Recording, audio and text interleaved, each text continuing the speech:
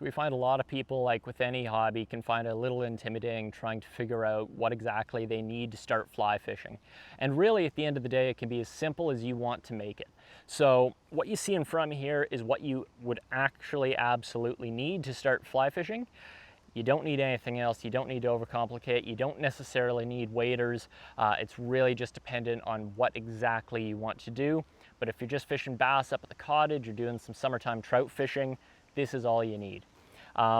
Obviously, sort of at the core of this setup, a rod is going to be a pretty key component here. So a fly rod with a matching reel and fly line. You can buy these in kit form. This is an Echo kit that we sell at the shop. They're fairly inexpensive and really offer you everything that you need to get going. What specs of the rod you're going to want, we have videos covering that, but basically you'll just decide where you want to fly fish, what species you want to fish for, and make a decision based off of that. So you can get this all in one kit, ready to go, no additional selection necessary on your part. You're obviously going to need some flies, maybe a box to put them in depending on how many you have. A lot of folks when they're starting off though don't even have enough flies to really justify a box. You could just throw a few in a Ziploc bag in your pocket and be done with it.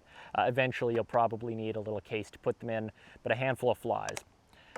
You're going to need a leader to put on the end of your fly line. Most of the kits will come with a pre-installed leader, but you might want a spare. And then onto the end of the leader, we carry some extra line that we refer to as tippet, which is just something that you can extend the leader with as you hack it back, changing flies or break off flies, just so you can lengthen that leader and keep fishing. So just a couple of inexpensive pieces of line here that you're going to need. You'll want something to remove hooks from fish with, or hopefully not from yourself. So a pair of forceps or pliers. Maybe you already own just a basic set of needle nose pliers. Forceps that you see a lot of fly anglers use are nice because they're small. They're good at gripping those small hooks, but really any pair of pliers will work at the end of the day when you're getting started. And then something to cut line with. So you could use scissors. A lot of pliers just have cutters at the backs of them, or a lot of folks will carry nippers. They're a little safer and easier to carry than scissors, and very precise at exactly where you want to cut your line.